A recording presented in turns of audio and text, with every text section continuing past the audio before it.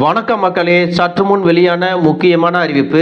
Ration அட்டைதாரர்களுக்கு இனி அரிசி மற்றும் கோதுமை போன்ற ரேஷன் பொருட்களை குறைவாகவே கொடுக்க முடியும் அப்படிங்கிற அதிர்ச்சியான அறிவிப்பை வெளியிட்டிருக்காங்க. எந்தெந்த ரேஷன் கார்டுகளுக்கு ரேஷன் பொருட்களை குறைத்து கொடுக்க போறாங்க, என்ன காரணத்துக்காக குறைக்கிறாங்க, உங்களுக்கு எப்பொழுதும் போல ரேஷன் பொருட்கள் முழுமையாக கிடைக்க என்ன செய்யணும், இது போன்ற கூடுதலான விவரங்களை தெரிஞ்சுக்க இந்த வீடியோவை ஸ்கிப் பண்ணாம கடைசி வரைக்கும் பாருங்க. அப்பதான் நாங்க சொல்லக்கூடிய தகவல்கள் முழுசா உங்களுக்கு தெரியும். இப்ப வாங்க வீடியோக்குள்ள போயிடலாம். மக்களே, ரேஷன் அட்டைதாரர்களுக்கு வழங்கக்கூடிய அரிசி மற்றும் கோதுமையின் அளவை குறைப்பதற்கு அரசு முடிவு செய்துள்ளது. இதனால் ரேஷன் அட்டைதாரர்கள் கவலை அடைந்துள்ளனர். நாடு முழுவதுமே மலிவான விலையில் ரேஷன் பொருட்கள் வழங்குவது குறித்து மத்திய அரசு முக்கியமான முடிவை எடுத்திருக்காங்க. இந்த முடிவு வறுமை கோட்டுக்கு மேல் இருக்கக்கூடிய, அதாவது அபவ் பாவர்ட்டி லைன் அப்படின்னு சொல்லுவாங்க, அப்படிப்பட்ட குடும்பங்களுக்கு அதிர்ச்சியான செய்தியா இருக்கு. இப்போது இந்த குடும்பங்களுக்கு அரிசி மற்றும் கோதுமை வழங்குவது குறைக்கப்பட்டிருக்கு அப்படின்னு சொல்லியிருக்காங்க. முன்னதாக இந்த குடும்பங்களுக்கு போதுமான ரேஷன் வழங்கப்பட்ட நிலையில் இப்போது அரசு அதற்கான ஒரு வரம்பையும் நிர்ணயிச்சிருக்காங்க. மத்திய அரசின் இந்த புதிய முடிவின் கீழே பார்த்தீங்கன்னா ஒரு குடும்பத்திற்கு 15 கிலோ கோதுமை மற்றும் 20 கிலோ அரிசி மட்டுமே கிடைக்கும் அப்படின்னு சொல்லியிருக்காங்க. இதை ரேஷன் கடையில் வாங்கும் பொழுது 1 கிலோ கோதுமைக்கு 2 ரூபாய் மற்றும் 1 கிலோ அரிசிக்கு 3 ரூபாய் அப்படிங்கிற விகிதத்தில் வழங்கப்படும் அப்படின்னு தெரிவிச்சிருக்காங்க. அரசின் இந்த முடிவால் பயனாளிகள் அதிர்ச்சி அடைந்துள்ளனர். இந்த திட்டத்தினால யாருக்கெல்லாம் கட்டுப்பாடுகள் இருக்கு அப்படின்னு பார்த்தீங்கன்னா, இந்த மாற்றமானது தேசிய உணவு பாதுகாப்பு சட்டத்தின் கீழ் வராது அப்படின்னு சொல்லியிருக்காங்க. ஏன் அப்படின்னா, தேசிய உணவு பாதுகாப்பு சட்டத்தின் கீழே ஏஏஒய் அந்தியோதயா அன்ன யோஜனா மற்றும் PHH சொல்லக்கூடிய முன்னுரிமை குடும்ப அட்டைதாரர்கள் மட்டுமே மானிய விலையில ரேஷன் பெறுகிறார்கள். மற்றபடி அபவ் பாவர்ட்டி லைன் சொல்லக்கூடிய வறுமை கோட்டுக்கு மேலே இருக்கக்கூடிய குடும்பங்கள் தேசிய பாதுகாப்பு சட்டத்தின் கீழே வருவது இல்லை அப்படின்னு சொல்லியிருக்காங்க. இதற்கெல்லாம் யார் பொறுப்பு அப்படின்னு பார்த்தீங்கன்னா, ரேஷன் கார்டுகள் அந்தந்த மாநில அரசுகளால் வழங்கப்படுகிறது. ரேஷன் அட்டைதாரர்களுக்கு வழங்கக்கூடிய ரேஷன் உதவிகள் மாநில அரசின் பொறுப்பு அப்படின்னு சொல்லியிருக்காங்க. அத்தகைய சூழ்நிலையில் மாநில அரசுகள் தங்கள் சொந்த மாநில அளவிலான திட்டங்களை செயல்படுத்தலாம் அப்படின்னும் ஏற்கனவே மத்திய அரசு இது போன்ற கட்டுப்பாடுகளை விதிச்சிருக்காங்க. மாநில அரசுகள் தங்களுடைய மாநில மக்களுக்கு ஏற்ற வகையில் ரேஷன் திட்டத்தில் உதவிகளை வழங்கலாம் அப்படிங்கிற அறிவிப்பையும் வெளியிட்டிருக்காங்க. இந்த புதிய முறை மாநிலங்களின் செலவுகளையும் அதிகரித்து வருகிறது. உதாரணமா பார்த்தீங்கன்னா, தெலுங்கானா அரசு சமீபத்தில் தங்களுடைய மாநில ரேஷன் கார்டுகளில் 17 லட்சம் புதிய உறுப்பினர்களை சேர்த்துள்ளது.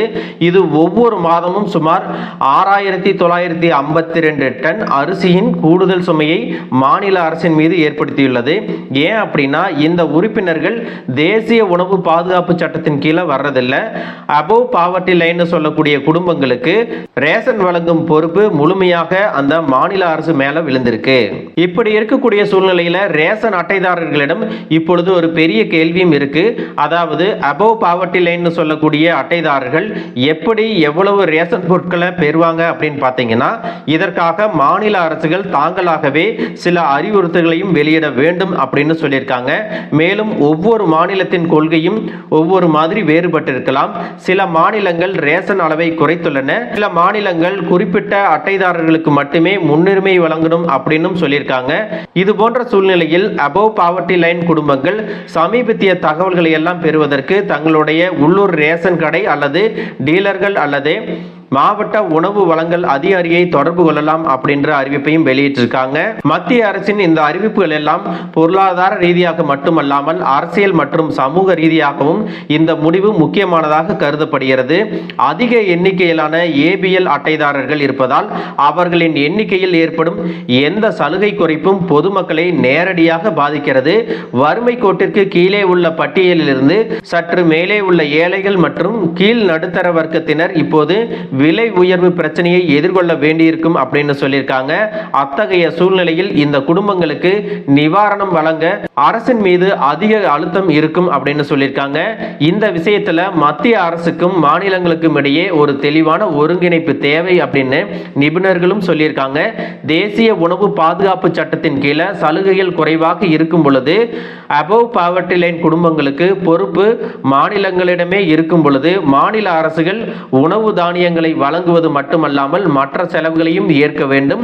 இந்த செலவுகளை ஈடுகட்ட பல மாநிலங்கள் தங்கள் பட்ஜெட்டுகளில் பெரிய மாற்றங்களை செய்ய வேண்டியிருக்கும் அப்படின்னு சொல்லியிருக்காங்க.